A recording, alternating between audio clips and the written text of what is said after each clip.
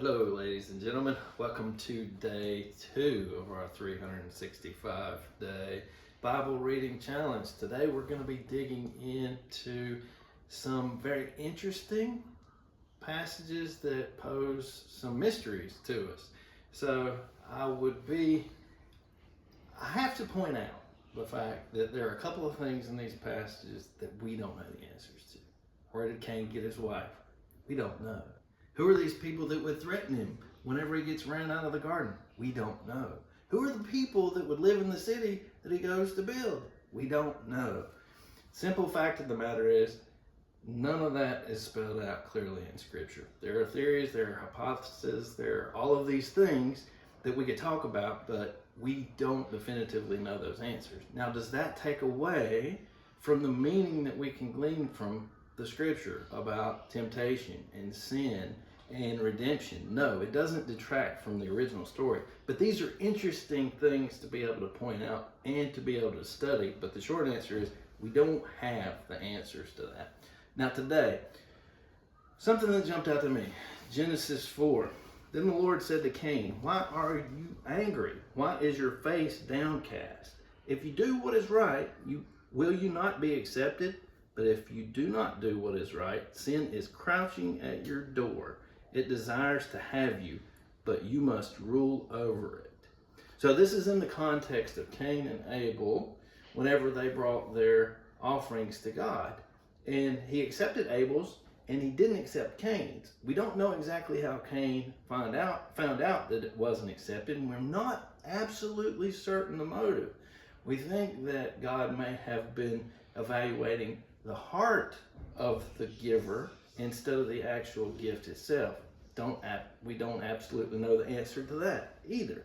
But what we do know is that God points out to Cain that he has a choice, that sin's there, sin is going to tempt him, but he has a choice and he has the capability to make the right decision. So today that was what jumped out to me. What about you? The exact same thing. That's exactly what I was going to talk about. Where it said, "Sin is crouching at the door, eager to control you, but you must subdue it and be its master." And one thing that I can relate to right now that I've also been studying apart from doing the Bible chronologically is our old sin nature and our fleshly desires. Our flesh will trip us up, but our flesh is not made for eternity. Our souls are.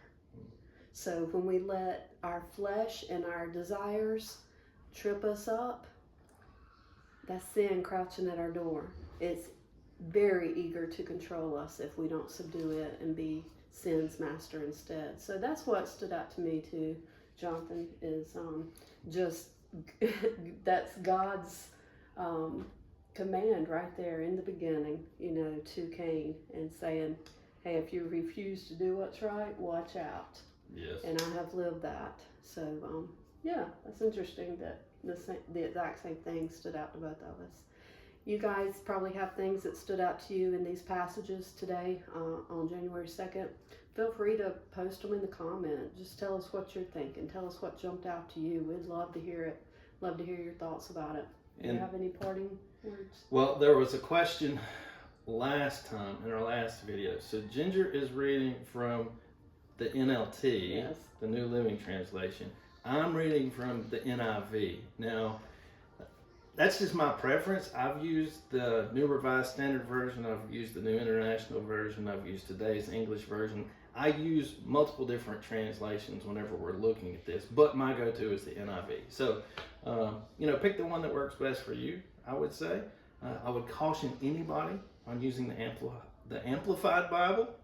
It's a fine tool, but be careful with that one. Indeed. All right. Thanks for joining us, and I hope you continue to dig into the scriptures with us. And tomorrow we'll do day 3. All right. Love you guys. Have a good night.